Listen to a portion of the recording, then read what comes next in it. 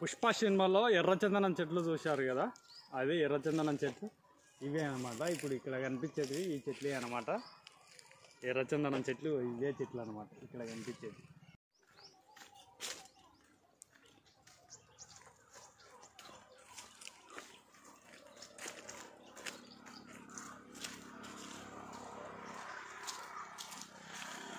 చూస్తున్నారుగా ఎంత పెద్దగా అయిందో చెట్టు. ఇదంతా ఎర్రచందనం చెట్టు అనమాట.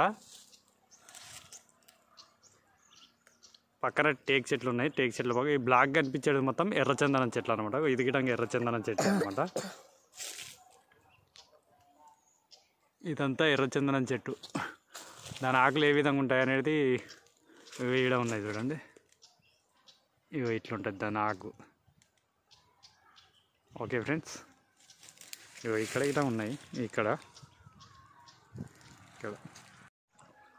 ఇక్కడ కనిపించేదేమో మొత్తం మక్క సేన్ అనమాట. మక్క కంకులది, స్వీట్ కార్న్ది. చూడండి, ఇదంతా మక్క సేను. చూద్దాం ముందరికి పోయి, ముందర ఏమన్నా మక్క కంకులు ఉన్నాయేమో చూసి తెంపుకుందాము.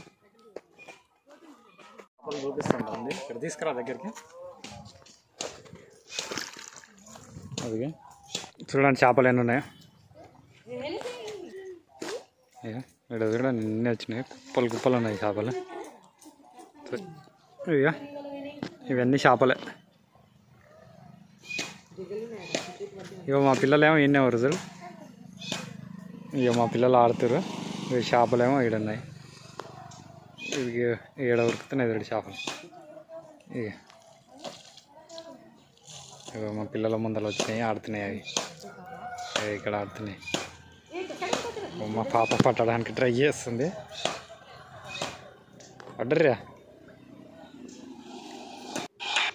మా పిల్లలేమో సరదాగా బయటకు పోదామంటే బయటికి వచ్చేసిన. ఇక్కడ చిన్న ఒక కాలువ ఉంది.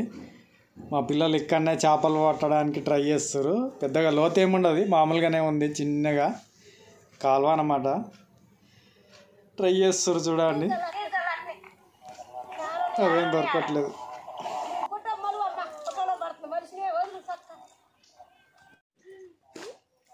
ఇక్కడ కూడా నిన్నే వచ్చినాయి, కుప్పలు ఉన్నాయి చేపలు. చూసారా, ఎన్ని చేపలు ఉన్నాయి. మా అబ్బాయి గాడు పందెం కోసం కోడిని అయితే తీసుకొచ్చి పెట్టిండు అనమాట. నిన్న ఒక కోడిని పందెం ఆడినట, అదైతే ఓడిపోయిందని చెప్తుండు. నెక్స్ట్ ఈ కోడితోటి మళ్ళీ పందెం కోసము దీన్ని తెచ్చుకున్నాడు. ఈరోజు అయితే పందాలు ఆడుతురంట. రేపు కోడి పందాలు ఎలా ఆడుతురు, ఎట్లా ఆడుతురు అనేది వీడియో తీసి పెడతాను.